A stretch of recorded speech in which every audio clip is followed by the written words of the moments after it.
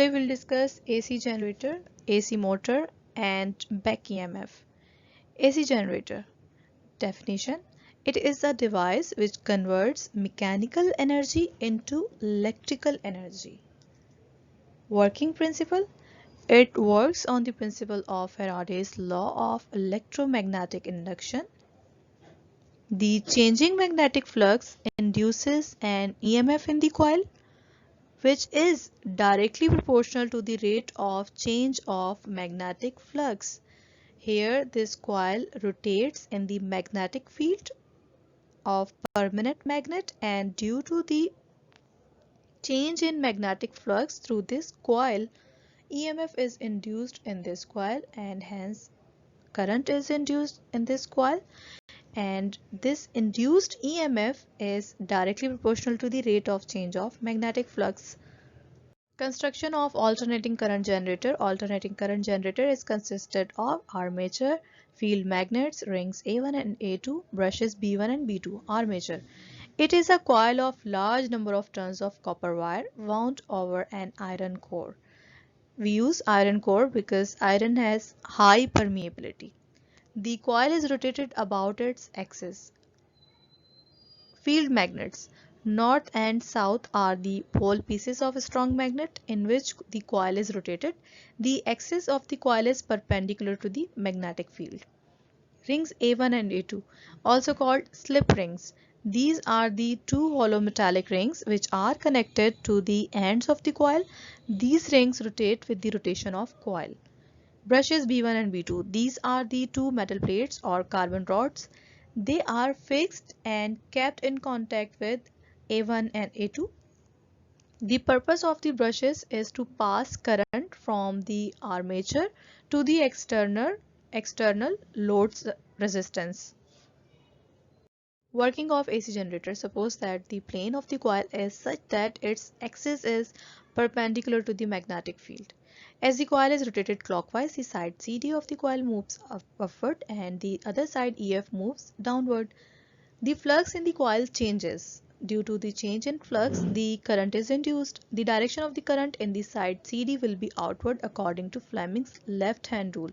In the first half cycle, CD side of the coil or armature is moving upward and EF side is moving downward, and we can calculate the direction of current in the side CD by using Fleming's left-hand rule, and that will be outward. In the next half cycle, CD moves downward and EF moves upward. Now the direction of current induced in CD is inward according to Fleming's left-hand rule. We can calculate the direction of current in CD by using Fleming's left-hand rule when CD is moving downward, so that will be inward according to Fleming's left-hand rule. Thus, alternating current is induced in the coil in one complete cycle, which flows from brushes B1 and B2 to the external load resistance such that an alternating voltage is developed across load resistance R sub L. Here is the construction of the AC generator as we have discussed in detail, that there is a permanent magnet, that is north pole of permanent magnet and south pole of permanent magnet, and field is from north towards the south, and there is armature. Armature is consisted of n number of turns of iron core, and it is represented by CD. One side is represented by CD and another side is represented by EF, and the ends of coil or armature are connected with slip rings A1 and A2, and they are rotating so that they can rotate with this rotation of coil, and there will be no twist due to the rotation of coil.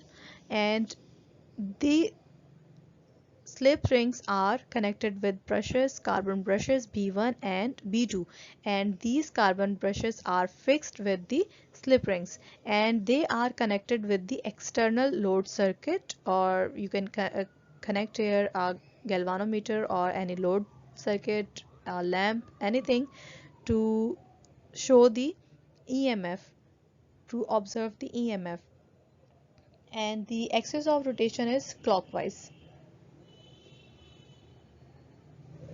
When this armature is moved clockwise, then in first half cycle, the CD side of the armature moves upward and EF side moves downward. And we can calculate the direction of current that will be outward by Fleming's left hand rule. And in next half cycle, CD will move downward and EF will move upward, and the direction of current in CD side will be inward according to Fleming's left hand rule. And in return we will get alternating current in complete half cycle, and this EMF and this current and this voltage can be observed by the help of an external circuit, and this current flows through brushes B1 and B2 in external circuit. The coil has maximum number of lines of force passing through it when it is in vertical position, and hence the maximum number of flux linkage in this condition. Therefore, the induced EMF is maximum when the coil is horizontal and minimum when the coil is vertical. When horizontal side CD and EF are moving perpendicular to the magnetic field, and so the induced EMF is maximum. When the coil is perpendicular to the field sides, CD and EF are moving parallel to the magnetic field, and so the induced EMF is 0. And in complete one cycle, we get this sinusoidal wave. In the rotation of the coil, we can observe here for first half cycle.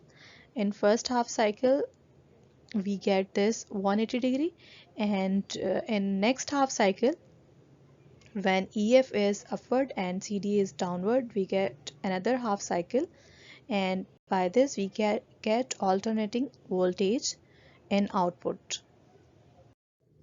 Suppose the coil is rotating with angular velocity omega, and at any instant t, theta be the angle which the coil makes with the field B. If n is the number of turns in the coil, then the flux through the coil of area A is phi is equals to B dot A dot product of magnetic field B into vector area A, and n is the number of turns of coil. Dot product of B and A gives us B A cos theta, and multiplied by n we get phi is equals to B A n cos theta. Here theta is angular displacement, and that is equals to omega t, because omega is angular velocity. Angular velocity is equals to angular displacement divided by time, and angular displacement theta is equals to omega into t.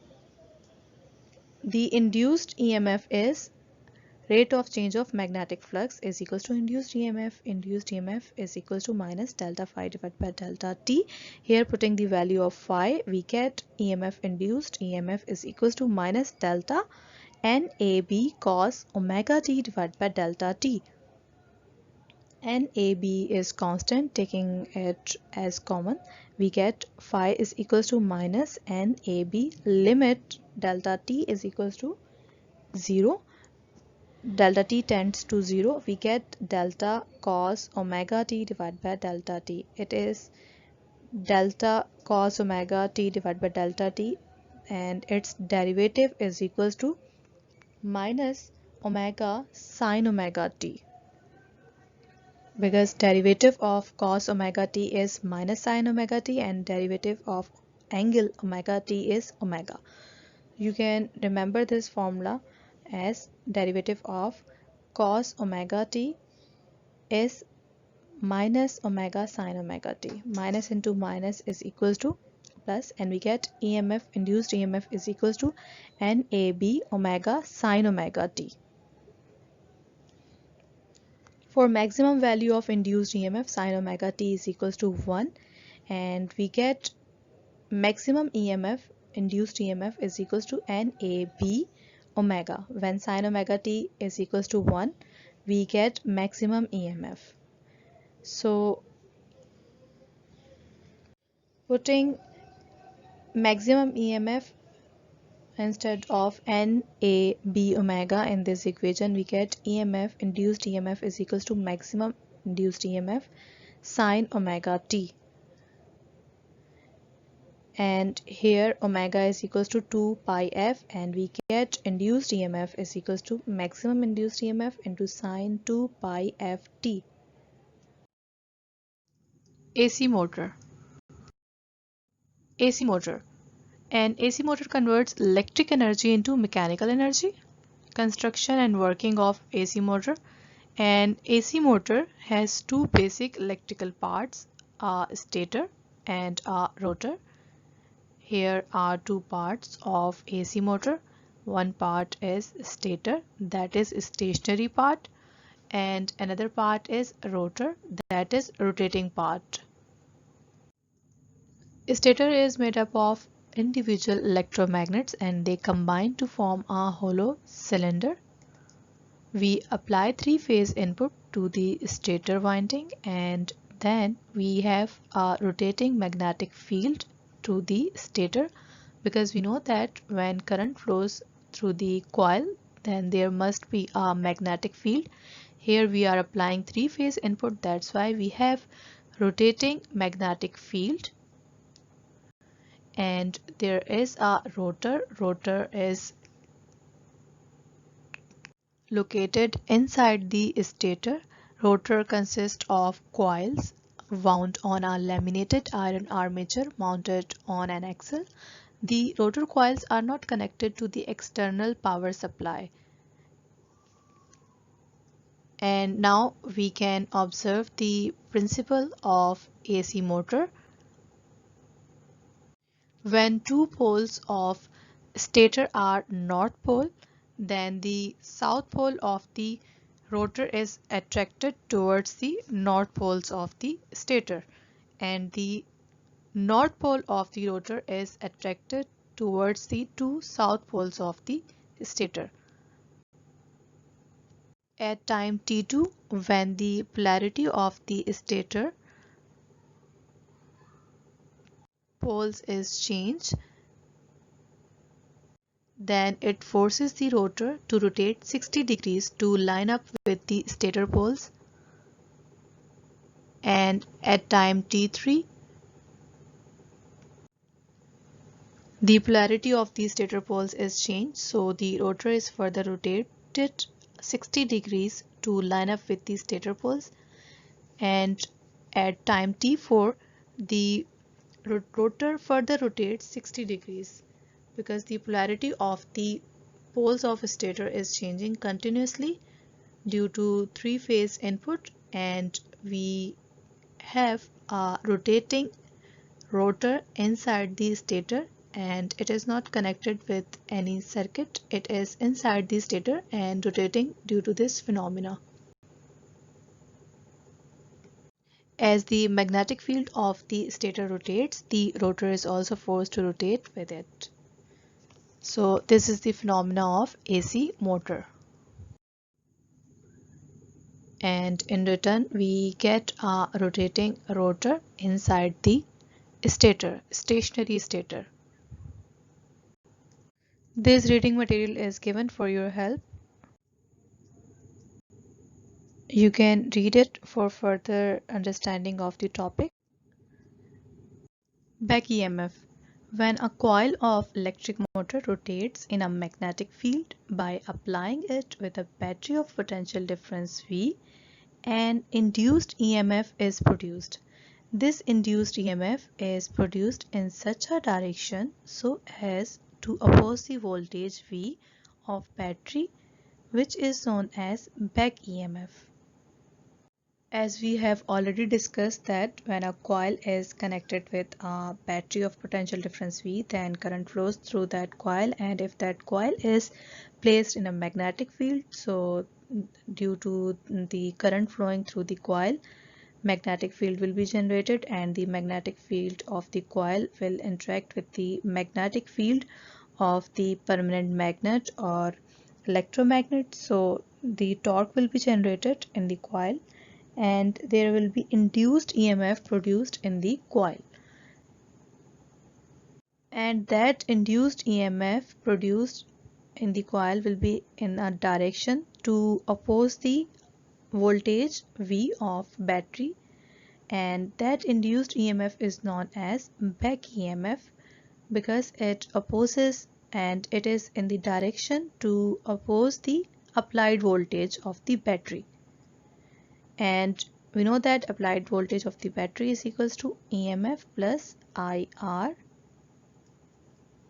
and we can get the value of current I is equals to V minus E divided by R. When coil is stationary, not rotating, then back EMF is zero because there is no change in flux through the coil and there is no induced EMF at that stage, so current will be increasing. And when armature or coil starts rotating, then there will be EMF induced in the coil or armature, and that EMF is obviously back EMF and opposing the applied voltage V. So due to the back EMF, current I will be reduced. If we connect the motor with the load, for example with fan, then the speed of motor will be reduced, and due to that back EMF will be reduced and current will be increased. And if current is increasing and the fan stops the motor from moving, then the high current can burn the motor coil winding. So to protect the motor at lower speeds, a resistor in series is switched into the circuit to protect the coils from burning out. It is switched out when the current drops to a set level and switched back in when this level is exceeded again. When the speed of motor is higher, then EMF is greater, and due to greater EMF, current is reduced and motor continues to operate safely. So at higher speeds of motor, we can safely operate motor.